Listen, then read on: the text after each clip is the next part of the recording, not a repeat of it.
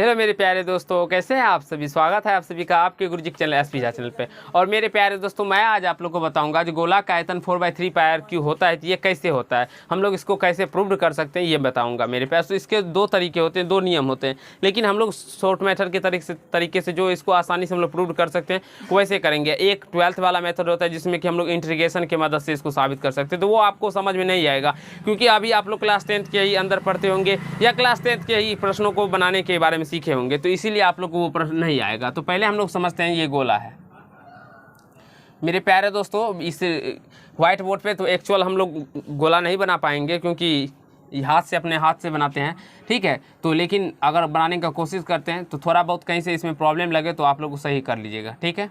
तो ये मेरे प्यारे दोस्तों एक क्या है, तो गोला है जिसका ये केंद्र है, ठीक है, ये गोला है। तो मेरे प्यारे दोस्तों, गोला का जो आयतन होता है ना बाबू, तो वो क्या होता है, तो शंकु के दो शंकुओं के आयतन के योग के बराबर होता है। अगर हम लोग यहाँ से लिख सकते हैं इस प्रकार से, एक सेकेंड, यहाँ से हम लोग लिख सकते हैं दो शंकु गोला का जो आयतन होता है वो दो शंकुओं के आयतन के क्या होता है,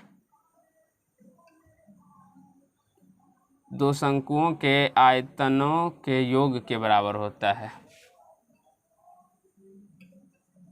लेकिन मेरे प्यारे दोस्तों इसमें भी कंडीशन है। क्या कंडीशन है, तो जितना त्रिज्या गोला का होगा उतना ही त्रिज्या इस शंकु की भी होनी चाहिए, और जितना हाइट गोला का होगा उतना ही हाइट इस शंकु की भी होनी चाहिए।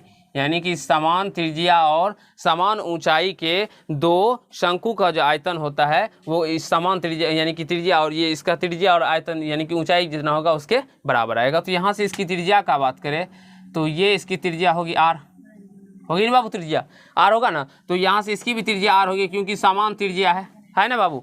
अब ऊंचाई का बात कर ले हम लोग, तो ये ऊंचाई कितना है, यहाँ से यहाँ तक देखिए सारे को हम लोग क्या कह सकते हैं, ये ऊंचाई है, ऊंचाई हुआ ना बाबू। इसे हम लोग व्यास भी कह सकते हैं क्योंकि ये व्यास हो गया ना, केंद्र से जा रहा है ना, तो हम लोग व्यास कहेंगे। तो ये देखिए यहाँ से यहाँ तक आर है, तो ये यहाँ से यहाँ तक भी तो आर ही होगा, यहाँ से यहाँ तक तो आर ही होगा ना बाबू। तो यहाँ से अगर हम लोग ऊंचाई की बात करें तो ऊंचाई कितनी हो जाएगी इसकी, यहाँ से चलिए इस साइड मिटा लेते हैं, इस साइड हम आपको लिख देते हैं। तो इसकी ऊंचाई मेरे प्यारे दोस्तों, इसकी ऊंचाई जो होगी वो 2r हो जाएगी ना बाबू।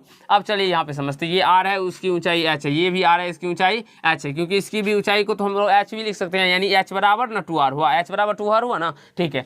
अब यहाँ से देखिए गोला का शंकु का आयतन पता है हम सभी को, जो 1/3 पाई r³ होता है, ठीक है। अब प्लस यहाँ से भी 1/3 पाई r³ हो जाएगा बाबू, ठीक है। अब इसको जब आप लोग जोड़िएगा तो ये क्या हो जाएगा, 2/3 पाई r³ हो जाएगा, क्योंकि 1/3 पाई r³ 1/3 पाई r³ 2/3 पाई r³ आ जाएगा बाबू, ठीक है।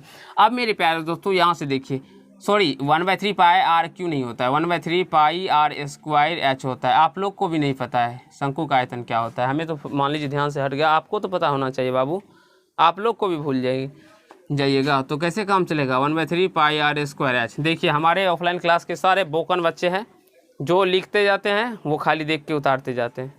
थोड़ा समझने का भी प्रयास कीजिए, ये याद रहता है फिर भी आप लोग समझने का। देखिए मेरे पास तो 1/3 पाई r² प्लस 1/3 पाई r² h यानी कि 2/3 पाई r² h हो जाएगा। अब यहाँ से हम लोग h का मान रखेंगे 2/3 पाई r² और h का मान देखिए, h बराबर कितना है बाबू, 2r है ना, तो यहाँ से h बराबर हम लोग 2r रख देंगे। तो इसको गुना कीजिएगा, 2 दूना 4 आ जाएगा, 4/3 पाई r³ और यही हमें निकालना भी था। तो आई होप मेरे प्यारे दोस्तों ये गोला का आयतन कैसे होता है ये आप लोग को समझ में आ गया होगा। 4/3 अब हम लोग आपको मैं एक और तरीका समझाता हूँ। 4/3 यानी कि 4 गोला का जो पृष्ठीय क्षेत्रफल होता है वो 4/r² कैसे होता है वो समझाता हूँ। देखिए ये गोला है,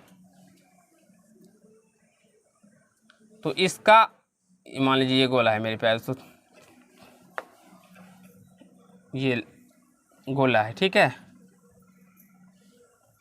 तो ये गोला है तो इसकी त्रिज्या r हो जाएगी और ये इसकी ऊंचाई हो जाएगी, मान लेते हैं इसकी ऊंचाई को हम लोग, ये भी r और ये भी r, यानी कि इसकी ऊंचाई क्या हो जाएगी, h बराबर 2r हो जाएगा।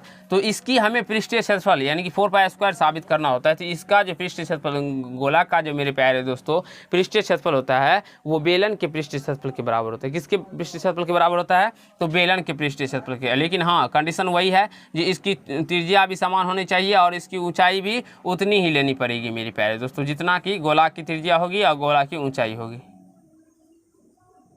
ठीक है बाबू। इसको डॉट डॉट कर दीजिएगा, ठीक है। तो ये हमारी इसकी ऊंचाई हो जाएगी और ये आर हो जाएगा, ये भी आर हो जाएगा। तो यहाँ से क्या होता है बेलन का पृष्ठीय क्षेत्रफल, तो बेलन का पृष्ठीय क्षेत्रफल होता है 2 पाई आर एच। यहाँ से देखिए 2 पाई आर और एच का मान क्या होता है, यहाँ पे देखिए एच का मान क्या 2 आर रख दीजिएगा। तो यहाँ से 2 दूना 4 पाई आर स्क्वायर, यानी 4 पाई आर स्क्वायर क्या होता है, गोला का वक्र पृष्ठ क्षेत्रफल या संपूर्ण पृष्ठ क्षेत्रफल भी गोला का 4 पाई आर ये स्क्वायर होता है। तो ये आप सभी समझ गए होंगे जो हम लोग कैसे गोला का आयतन को प्रूव कर सकते हैं और गोला का वक्र पृष्ठ क्षेत्रफल को कैसे प्रूव कर सकते हैं। आई होप मेरे प्यारे दोस्तों आप सभी को कहीं कोई दिक्कत या समस्या नहीं हुआ होगा। अगर आप लोग को समझ में आ गया हो तो वीडियो को लाइक कर दीजिएगा, कमेंट कीजिएगा और यदि चैनल पर नए हो तो चैनल को सब्सक्राइब करके बेल आइकन को प्रेस कर लीजिएगा, जिससे मेरे हर एक वीडियो का नोटिफिकेशन आप तक पहुँचता है। तो धन्यवाद दोस्तों, आज के पार्ट में इतना।